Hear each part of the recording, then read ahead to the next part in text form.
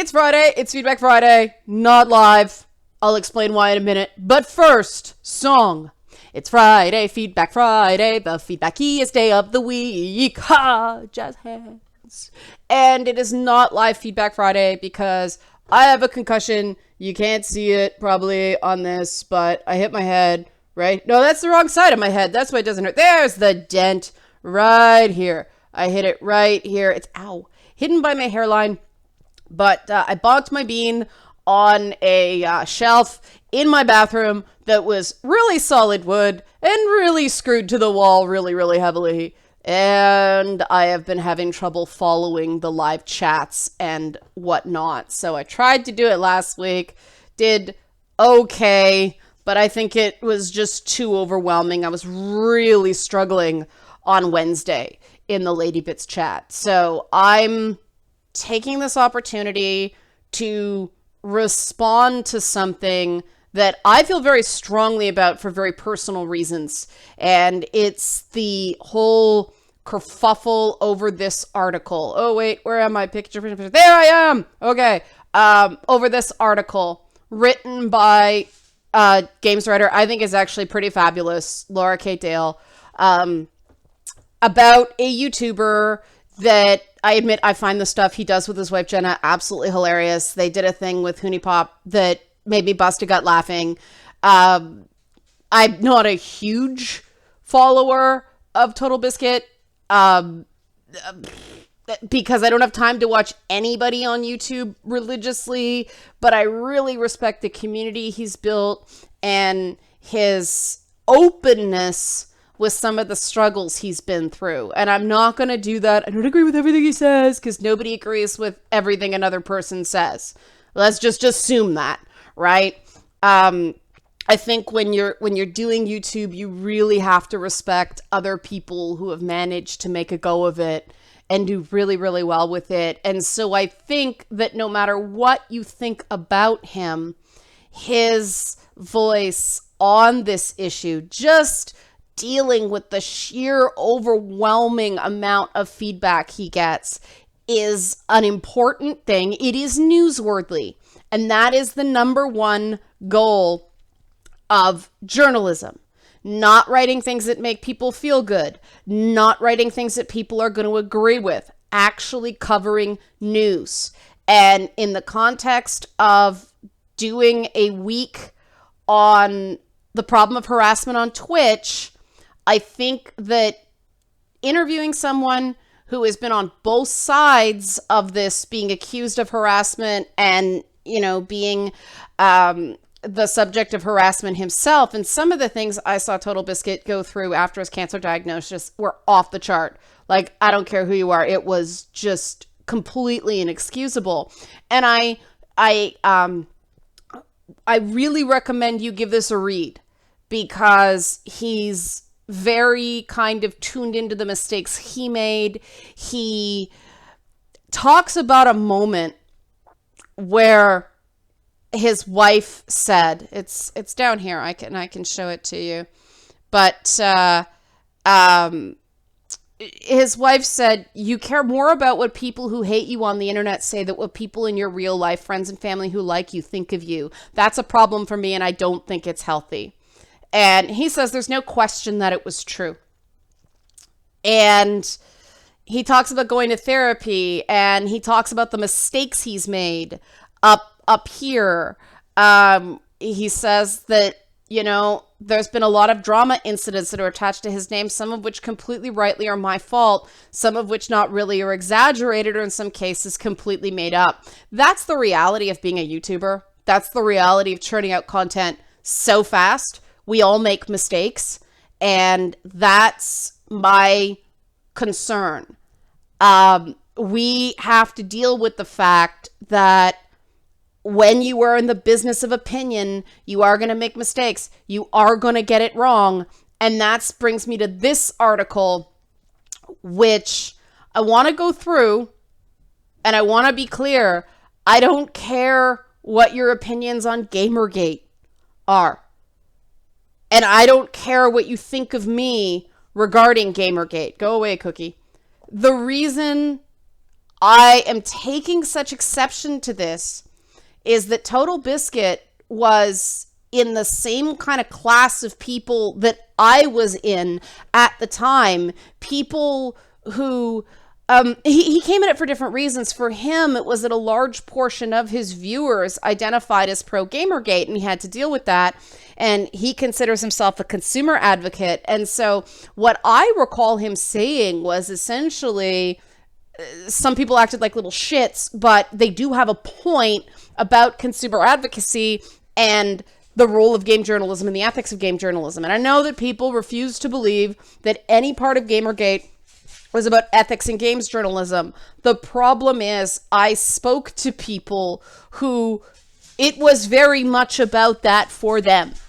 And so I can't just pretend I didn't hear that. They didn't get the mouthpiece in the media because the only person talking to them was reporters at Breitbart, except I shouldn't rule out Kathy Young. Kathy did a lot of reporting on Gamergate.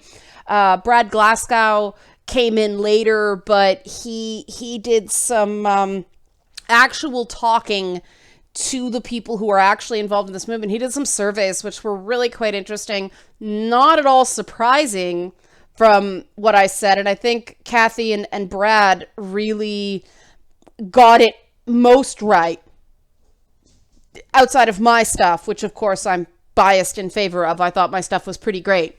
But Kathy and Brad did a really good job saying that, yes, there was, an element of harassment in Gamergate. It wasn't all of Gamergate. And of course, then when the FBI Freedom of Information documents were released, it did say that a lot of the really bad stuff was third party, I'll say opportunists. I won't even call them trolls because I don't think they were doing it for lulz. What came out from some leaked chat logs and a confessional about a guy who went right back to doing it because the media let him. But they said that they believed that all this don't dox, don't harass, that stuff was garbage. And if you pushed people far enough, they would dox. They would become just as bad as the people they were decrying. And apparently what they found, according to this post, was that no, it didn't work. People who didn't believe in doxing, who thought doxing was wrong, didn't dox. They couldn't shake them. So there was some social experimentation on the part of a particularly virulent troll crew who also, according to leaked chat logs, were trying to get me to kill myself. And they hijacked a hanger-on, another opportunist himself, but this site was doing a lot of Gamergate news. It wasn't a game site. The problem was a lot of the voices in gaming that were trying to get more unbiased articles, like myself, out about Gamergate became targets. And once you're part of the story, you can't cover the story anymore. And one by one, people had to back away because there was no way to do objective reporting. And it was left to the places like Kotaku. And Kotaku, there's a reason, guys, that the Gamergate subreddit is called Kotaku in Action, because they took most issue with Kotaku. I don't even remember why anymore. I'm sure if I could refresh my memory, but they had real issues. And Kotaku UK is apparently not owned by the same company as Kotaku US. We all know they were bought. They were part of Gawker Media. They licensed the name. But still, I have issue. There is a conflict here. And this editorial piece backdoor addresses the conflict without addressing the conflict directly, which is Kotaku cannot claim to be an unbiased source on the issue. They caught it right between the eyes. And the real challenge of Gamergate is, how do you cover a story when complaints with the media are the story? And unfortunately, a lot of websites decided to make that not the story. They decided it's a harassment campaign, plain and simple, and they just ran with that. Whereas I sat back and went, here's how my yuck started with the whole Gamergate thing. I had actually contacted an editor I was working at the time, said, do you want me to write something about the whole Zoe Quinn thing? I was quite sympathetic to the position she was in at the time. The editor said she's asked for privacy. That was 2 days before. That was August 26th. And I remember it was August 26th because almost August 28th, those articles came out and people started saying this is collusion. It actually wasn't collusion. It was all tied to the same event where Zoe's camp was saying privacy, privacy, privacy. Anita Sarkeesian's camp said no such thing. So the minute Sarkeesian got dragged in, boom, all of a sudden they could write about it. And so all the articles came out at the exact same time. That's what happened. But without clarity on that, without somebody going out there and explaining how this works, people said this looks fishy. And there's nothing wrong with saying this looks fishy, because up until that point, it was a relatively personal drama laced with board war antics up until that point. The reason it blew sky high was because of those articles. And that's when a lot of new people came into the conflict because they didn't give a damn about the melodrama with a relationship going sour, no matter what you think about that. We all have our opinions because those things hit close to home. People who have cheated, people who have been cheated on, some very strong emotions get whipped up in that. People love a sex scandal. But the people I talked to were really more concerned that their hobby and the games they love and that are lifelines for a lot of people going through very difficult circumstances, they can turn on their console or fire up their PC and get away from the very real things in the world and have something where the game is designed for you to win. That's very important for people. They wanted to believe that this was a fair playing field, that the opinions they were getting about the games they were considered buying were truly about the quality of the game, and that games weren't being unduly punished for politics that the reviewer didn't like. Now, we can have a discussion about this, and I did with a lot of people, but those people were not targeted harassing people because they were women. And let me explain to you why I know this personally, because I happen to be a woman, you may have noticed. I know, they're not real shown right there. It's covered by a flash symbol. But like 72 hours after all that hit the fan, a freelance piece I'd written for Polygon, because I was pissed off about another piece they did on mental health in gaming, and they made it seem really bad and really dire.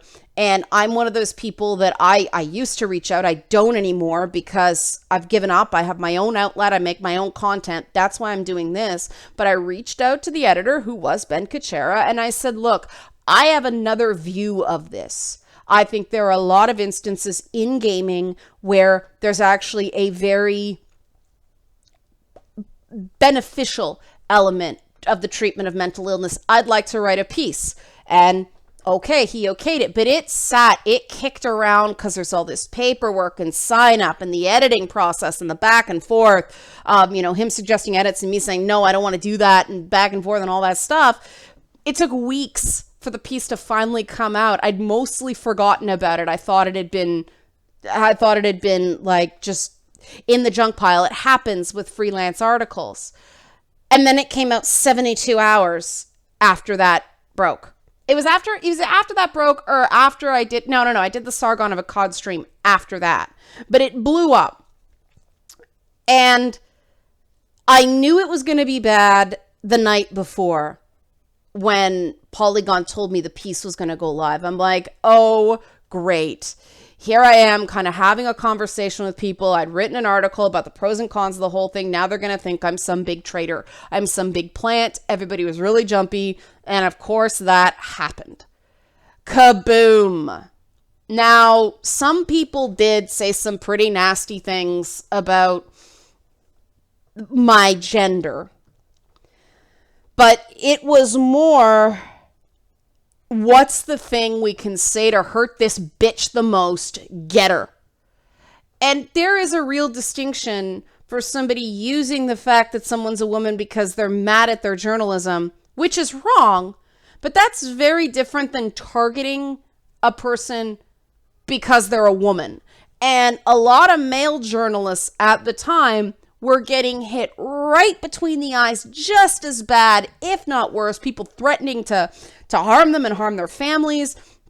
It was all nasty, nasty stuff. And the threats and harassment against the male journalists were getting downplayed to create this very convenient narrative. And it was unfortunate that the people with the biggest mouths in the side that everybody was mad at happened to be a woman who her ex-boyfriend alleges cheated, somebody who's made a series of videos that made a lot of people angry because it made gaming look really bad, and the person who wrote in an op-ed, gamers don't have to be your audience, gamers are over, blah, blah, blah, blah, blah. They all happen to be women. But there were a lot of other journalists that got hit right between the eyes. Nathan Grayson took it in the balls, okay? Like, Ben Kuchera was targeted. Ian Miles Chong, I know, took a lot of crap. And there was this idea that I started having a real problem with, that, oh, they're expected to take it, but, oh, the women folk have to be protected. I had a real issue with that. And so I started exploring, and I realized that Gamergate was a far more nuanced thing than I was aware of. Meanwhile, here's Totalbiscuit. And I don't remember if this was before or after his cancer diagnosis, but all this was happening around the same time. And the opinion I remember him having was just that: don't be a dick, I don't care what your issue is. And yet, this article in Kotaku was saying, and they don't quite come out and say he is pro-Gamergate, but there's some wordsmithing here that is a problem. Not problematic, it's a problem. Here's the actual words. Much of the criticism we receive centered on the decision to publish an interview with someone who has been identified with the Gamergate movement in the anniversary of the hateful post that spawned it. Now, this is supposed to be a journalistic site, meaning they should be interested in the truth. And if they truly believe that Totalbiscuit was pro-Gamergate, if he was actually part of the Gamergate movement, fair deal. But if you're not doing the work, if you are not coming to your decision as an organization and checking the facts and seeing if he is in fact part of the Gamergate movement, that is lazy and that is unethical. Now, down here, the context, and this is where they hedge less.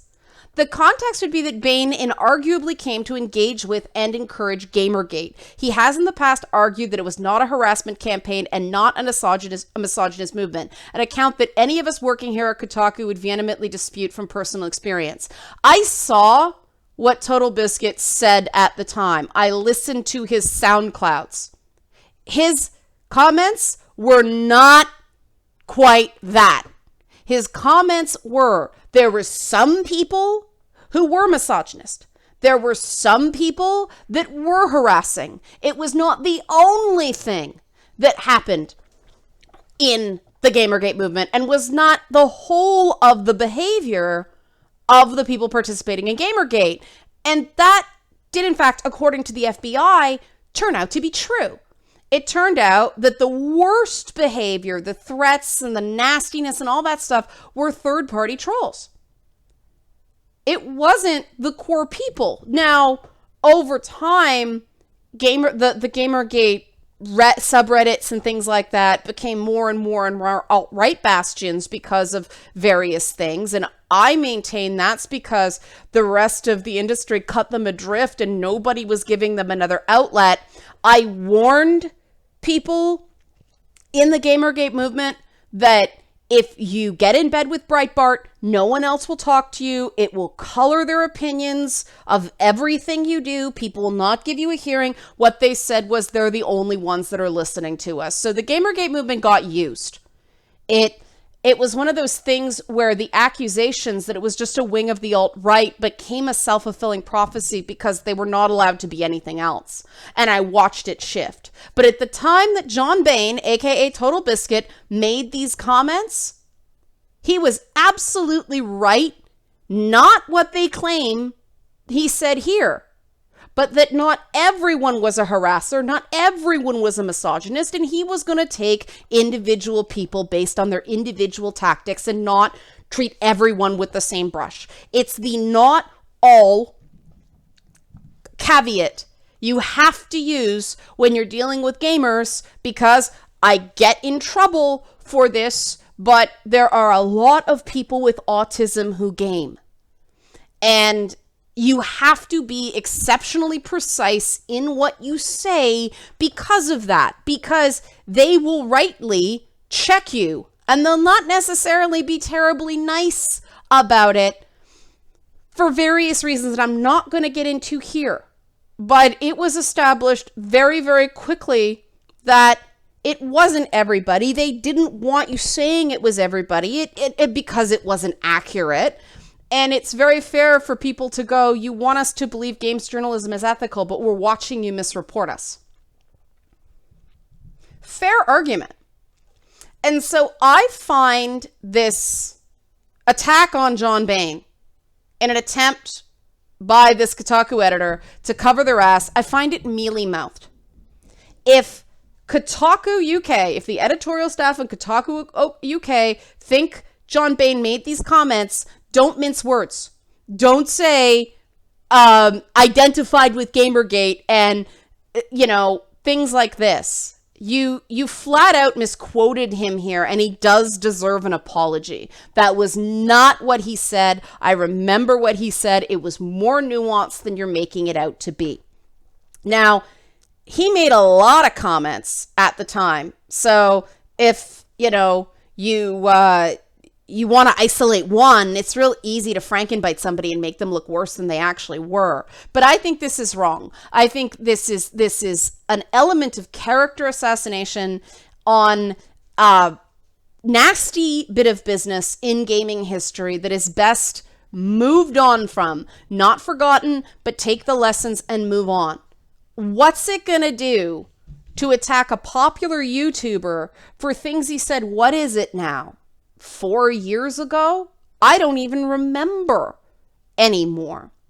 But the thing that I feel is lost, and I feel is terribly insensitive and completely unprofessional in this editor's statement, is the first thing an editor should do at an ethical publication is defend your journalist, and they don't do it here.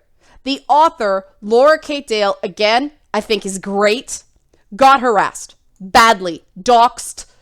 It was a bad scene. I've reached out to her to try to offer support. She hasn't gotten back to me, probably because she's off Twitter. Laura, if you hear this, please, I hope you're okay. I know we've never met in person, but you have been very fair in my dealings with you. You're one of the good ones. Please don't let this overwhelm you any more than it already has. I know it's overwhelming, but my God, like having been through these sorts of dog piles, everybody, that's one of the things Totalbiscuit says. Totalbiscuit said he doesn't handle it well. Nobody handles it well at first. This is brutal. And one of the things that's a problem is editors don't support their staff. They don't support their journalists. And the fact that one paragraph in this whole thing, 2 paragraphs attacking John Bain, 1 paragraph not even defending Laura Kate Dale, not even defending, saying her journalism, her reporting was accurate. She did not misquote him. She did not. This was a character piece. We have chosen to move on from the Gamergate controversy. That is the standard in every newsroom I've worked in, and I happen to have worked in some newsrooms outside of gaming. You stand by your story if your story is accurate. You don't first and foremost worry about people's feels. But read this paragraph. I find it bitterly ironic that our attempts to shine a light on online harassment have led to this conflagration and the personal targeting of the author, Laura Kate Dale. Scare tactics and threats shouldn't be part of anyone's job. Part of the motivation behind this series was her compassion for and identification with the people who experience it every day, especially the women and minority creators who disproportionately bear the brunt. We will continue to cover this topic because we believe things need to change. I deeply regret that this interview now overshadows the rest of our hard work. Do you notice that he never said that it was wrong? That the harassment was wrong, that the personal targeting of this author was wrong. They said it was ironic. And he deeply regrets that this interview now overshadows the rest of our hard work. That just threw your reporter under the bus, buddy. You owe her an apology. And of course, they go on to say, John Bain is a no-go area for some people. I don't believe any person should be a no-go for a journalist, though, of course, how we deal with this subject is open to criticism. That's another shot at your person, okay? You have this conversation privately. In public, if the facts of the article are accurate, you don't throw your reporter under the bus because it was unpopular. You have to have a certain standard. You have to have an ethic, okay? You were the one that chose to run it. If it went through you are to blame. And you have to take responsibility for the fact that your staff got harassed. And you have to be there to support her. And first and foremost, your first concern should be that your staff is now traumatized. And it is traumatic, guys. You can make fun of it all you want. It's not a lasting trauma. It's not like being in a war zone. But man, you need a couple days to shake it off. This is not the first concern of this editor. The first concern is apologizing to the people who did the harassment. That's no different than Trump saying both sides were violent.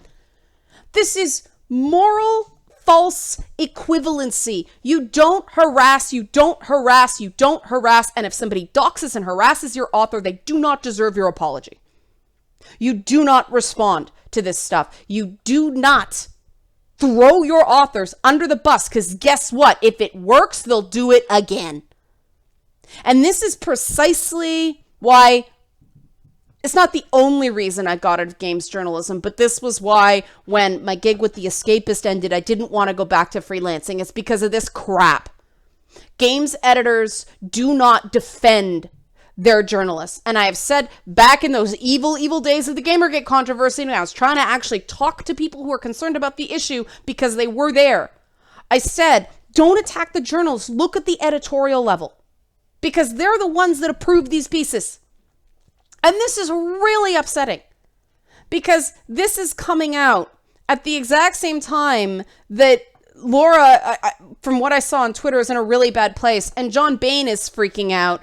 And why would anyone do an interview with Kotaku? John Bain agreed to this. Totalbiscuit agreed to this in good faith. He agreed to certain parameters of an article. And then there's this editor's note that's a hit piece. What Totalbiscuit said back then was not controversial enough to warrant this years later. You notice nothing here indicates that he's a cancer survivor. None of this indicates that he's, come a long way. He has very much evolved in his thinking from back then, to the point that he got in big trouble because he went the other way and shut down an internet meme that he found offensive to transgender people. I think I got that right. I won't repeat it because it upsets some people, and I think it's kind of foolish. But he's gone the other way now. And he is not being rewarded for that evolution based on this service that claims to support being more sensitive and politically correct and all that stuff. So this is really wrong. To judge a person for who they were years ago, instead of dealing with the person who they are today. And yes, of course, providing context, they could have added an amendment to the end of the article to contextualize it better, but it's not that they didn't do it at all. Laura Dale did deal with it in the introductory paragraph. That she didn't come right out and say Gamergate, rightly so, because that's... But she said, he's had a history tied to harassment of others, but he's also faced a lot of harassment for his attempts to improve. I certainly don't stand by everything he says he does. You shouldn't have to say that, but you do. I feel he has an important perspective to add on a topic we've spent a week now covering. And in this piece, he deals with the own mistakes. Now, a more experienced interviewer would have gone about it a different way, but that's neither here nor there. She did mention it. She did mention that people have different opinions. Now, the thing about it being the anniversary of the publication of the Zoe post, which I think is what they're referring to. I understood the Zoe post was published and taken down and published somewhere else. There is no definitive date for that thing. So it is somewhat disingenuous to say it's a clear anniversary. It wasn't that clear. If this was published on August 28th, I kind of understand that's a date that is a bit less amorphous. And the ironic thing is that this article says, the fact there's an awful underside to this is well known to everyone. Whether there's a will to engage with fixing that remains to be seen. Well, responding to the outrage and giving the bullies what they want. I've talked about this for over a half hour. I hope you found something useful. I'm not doing this to get anybody in any trouble, and please do not go at Kotaku and go at Laura or anything like that. This is my thoughts. We should be able to have conversations about these things without attacking someone on Twitter. If you're going to send a nasty gram to someone, if you're going to curse and swear at somebody, put down your fucking phone or get away from the keyboard and take a breath. I should not be responsible because of my content for people going squirrely on Twitter. Totalbiscuit should not be responsible for people going squirrely on the internet. If you love your creators, if you respect your creators, make them look good through your behavior as their fan. Don't make us have to check our words because of what you're going to do. That's wrong. And it makes our jobs a lot harder because there's millions of you and one of him. And Jenna, who I understand doesn't work with 3 people, but if you can, give this article a click, because the article that Laura did, because I'd like it to do well and get the ad bucks and the traffic and all that stuff. You see what my web browsing's like based on the ads that run, eh? Like, check that out, man. Geek cred established. But give it a click. That's what you can do. If you're really feeling frustrated by this, reward the author for having an open mind. Maybe she could have asked a few more challenging questions, but that's not what the article was about. I'm not going to second guess what the piece was and what they agreed to in advance. Reward the journalist for actually doing journalism and actually trying to move on, because I think that's the best way to stop harassment in this industry. If harassment doesn't work, they'll find another tactic to make us all miserable, but they'll stop doing the behavior that we identify as wrong now because it's not effective. It takes a long time for some internet harassers to get bored. I've seen stuff. I'm not going to bring it up because it just causes problems for him, but there's another YouTuber friend of mine who's been dealing with very, very severe harassment. There's nothing he can do because it doesn't cross the line of criminal. But it's cost him advertisers. It's cost him sponsors. This isn't an issue of harassment of women. This is an issue of harassment on YouTube creators, period. And it's affecting people's bottom lines. But as long as it works, people are going to keep doing it. That's a better girly ad. A Sears at Sears. Why Sears? Oh, right. I checked their appliance sale. Nice, Google, spying on me. All right. But hey, there's a chick with no pants for you to look at. Awesome, right? Awesome. Yeah. Okay. So please, a link to the article. Please give it a click. Please show support and engage with what you like. Ignore what you don't like. Your freaking out online is not going to solve these problems. Don't give them a way to play the victim. Take the Southern Poverty Law Center's advice and just take the high road. Help boost stories you agree with. Okay? That's my Feedback Friday. Hope you enjoyed it. I will be back live once I feel able to follow a live chat and talk at the same time. I'm just diminished capacity right now. Okay, guys? Okay. Thanks. Have a good weekend.